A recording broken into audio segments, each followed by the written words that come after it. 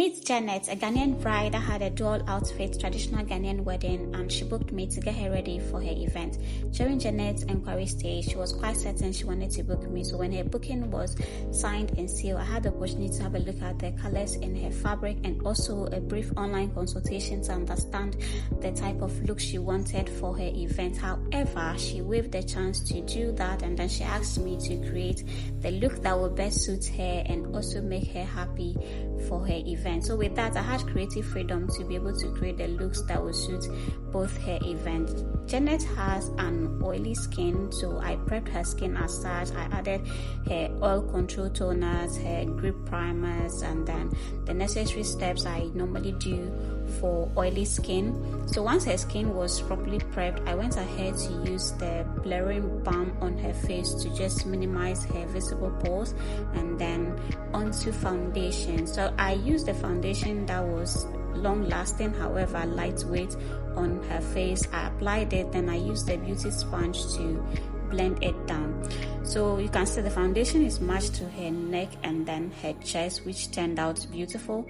Janet's morning session was quite delayed and I was not able to get the required amount of time to work on her due to her hair session delays. However, everything turned out good.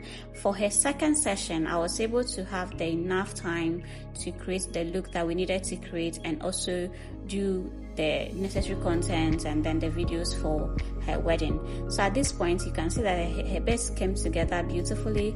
I spread it down, then I proceeded to set her under eyes with pressed powder.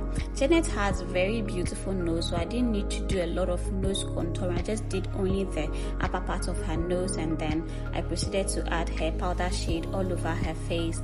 Went further to brighten her under eyes a little bit more, then onto her smile lines. I set her smile lines and then her forehead, just basically blending everything together. I thought her skin could use a little bit of warmth and color at the blush area. I did that, then I sprayed down her face with the Charlotte Tilbury setting spray.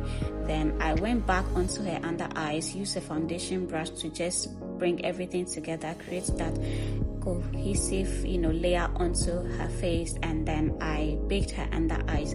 I used Laura Mercier in translucent and a little bit of the yellow from Kunafa because of her skin tone. Baked her under eyes, and then this was how her face looked whilst her under eyes were baking. So onto her eyes and then her brows. So we're going to do a very glittery bold eye. At this point, the hairstylist took off the band, so I went in to fill the space around the hairline with her foundation shade, blended it, and I added a little bit of her low light contour powder shade on her hairline, and then I was done doing that also. So this, again, we are still on her second look, so I'm doing a very glittery plum cherry shade onto her eyes, and I added the pigment on top of it, did her brows. Then I went ahead to add a little bit of a black gel liner on her lash line just to create that smoke effect. Even without lipstick, you can see that she looks all pretty beautiful. And then I went back to fill in the lash line with a black gel liner just so she could have that depth in her eyes and also the smoky effect.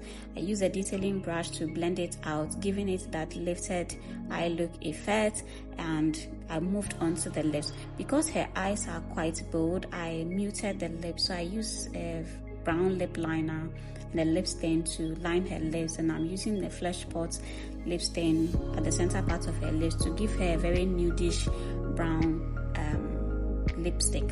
So I blended her lip together with a detailing brush, then it came out beautiful at the matte stage. So whilst it was drying, I went back in to just remove any unblended part, and I went ahead to dust off the excess powder from under her eyes, press it in with this brush I'm using. Then basically I'm doing finishing touches, a little bit more blush, powder, fixed anything that needed to be fixed on her face. So this was her second look. I got enough time to be able to work on her face very well, and then basically that was the end of her skin work.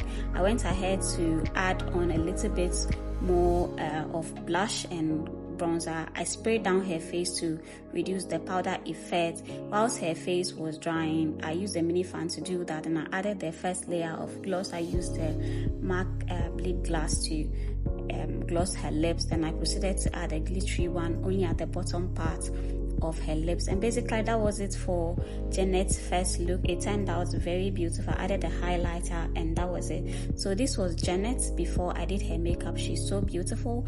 And then this was her after the second look. It looked absolutely beautiful. Her robe session was nice. The photographers came in to take pictures of her, and I also took videos of her. As you can see, it turned out absolutely amazing. I had a chance to take her to the balcony so that I could see her in natural light and also take some videos of her. So this was Janet in natural light. There was no artificial light, and her skin looked so beautiful. So we came back to the hall, and then they took more videos of her, and then she had to change into her kente. Her kente was so beautiful, nicely beaded and simple, and I think the boldness in her eye look complemented the simplicity of her kente. And like I said, I was not able to get enough time for her first look, but I'm going to show you a snippet of it so that you can tell me which of the looks you like more, if it's the first one or the second one with the plum shade. So this was her first look. She did the kente, traditional kente wrap, and it was amazing. Thank you, Janet, for having me. Like, comment, share, and I'll see you guys in my next video. If you'd like to book me, my number is in the bio. Bye.